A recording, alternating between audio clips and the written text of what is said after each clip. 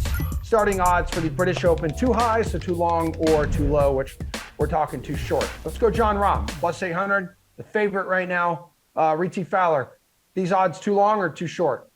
I mean, too low just because Jon Rahm is solid, right? But at the same time, when you take a look at some of the trends, and I know Ulrich's a big trend guy, read the cheat sheet because we got a lot of trends there from him. But he doesn't meet those trends, right? And I think Rahm is fantastic. He's coming off a major win, but there's a lot of guys that I want to take, and I'm never going to take someone this short.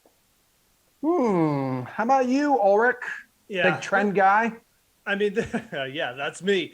But this is like the last major championship I would take a favorite at. And, that was probably the US Open, which really fits to a certain skill set. The Open is crazy. It's weird weather. It's crazy holes with pop bunkers where bad bounces can get you into double bogeys, even if you hit a good shot. This just isn't the spot to take a guy under plus 1,000. Jon Rahm is a deserving favorite. He's the best player in the world right now by far. This number is just too short, though, for this event. You know what I love, though, about Royal St. George's is, you get some unlikely winners here, in the past. You can never know. What do you have? Darren Clarke, 2011. Ben Curtis, anyone remember him in 2003? Oh, yeah. Speaking of that, I teased it earlier in the show. Zach Johnson has decided to withdraw from the tournament. I think he tested positive for COVID-19. So now there's been 15 golfers who have dropped out of this event. I know Reid and I, we talked about it. Probably a lot of them don't want to deal with all the traveling factors and testing and all of that stuff. But Brooks Koepka is in the field, Reid. Plus 1850. Too long, too short. I mean, this is Brooks at a major, right? It's too high. If it's in this range, you want to hammer it. I mean, even though back in other majors, he was a lot higher than this at the Waste Management. He was plus 5,000. This is Brooks Koepka. I mean, look at what he's done at major tournaments.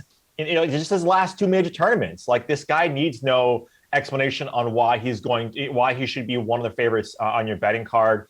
You take a look at what he's done just at this tournament specifically, and this is a guy that could win this, right? I mean, it comes down to approach shots, and he's been great over the last handful of tournaments. It comes down to putting and short game, and in a major tournament, there's few that are better than him right now. So give me Brooks. Yeah, this is too high. Yeah, Geoff, you got to figure his recovering knee is better than it was 2 months ago when he was able to finish runner-up at the PGA. Yeah, and really, the walk this week, I mean, I know it sounds ridiculous, but I mean, if he was able to get around Kiawah and the tough US Open course, I mean, the walk around the links isn't going to be that bad for him. This is a player who's finished T10 or better in 3 of his last 4 Open Championship appearances. He can play the links for sure. I agree with Reid pretty much is what we're saying. I think plus 1850, whatever he's at right now, in the high teens, I think that's a really good price. I think you're getting a bit of a discount, so to speak, over his US Open price. And at Brooks Koepka at a major, it's kind of automatic when he gets to this range, and he's healthy, and he is right now. So, Geoff, let's go to his best friend. Let's go to BRYSON DeChambeau, plus 3,500. He's feeling good. He's coming off a massive, massive victory over Phil Mickelson and Tom Brady in the match. Yeah, I mean, just a huge W there. Look, Bryson is the opposite of Brooks in terms of his major championship performances. He's certainly figured out the US Open. He hasn't really figured out the other events. His best finish in an Open is T51. I just don't really want to take a guy who doesn't have that much Open experience, who really isn't in the best form. I mean, he kind of got outplayed by Aaron Rodgers in that event, if we're being honest. But Bryson, I know these odds are massive. You can certainly sprinkle on him because they're so big, and we're not going to see Bryson at this number very often over his career. But for this event and this venue specifically, it's just not for me. Yeah, Reid, remember that back 944 at the US Open? Then he just missed the cut. Just missed the cut at the Rocket Mortgage. Yeah, and then he fired his caddy, right? So he's got a new looper on the bag. Or did his caddy quit? What's the case? Same difference. Potato. Yeah, exactly. I think it's too high for him, but it's too low for the Open Championship for him, right? Like Geoff mentioned, you want experience here, and it's not necessarily hitting a ton. Even though some trends say that the longer hitters have done well at Open Championships, that's not going to be the case here. You need to put it in the right spot. It's an approach game, and if he's in that fescue, even though he's got a very steep and strong swing, it takes much more than that. So I think this is too low for the Open Championship for him, even though it's Bryson. He's one of the best in the world. All right, we got 1 minute to go. We're going to squeeze him in. Tony Finau, plus 4,500. Go ahead, Reid. I mean, there's few things that are automatic, Geoff.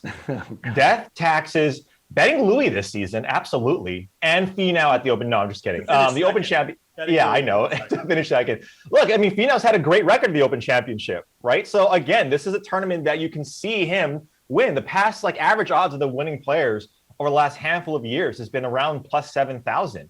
And I know FINAU's not there, but this is a type of tournament that he can win. Now, we know that distance is his big thing and putting isn't his big thing, but he's done well at this course. So I like it. I think this is too high for him, even though he hasn't won. It's Tony Finau. Come on, guys. Mm-hmm.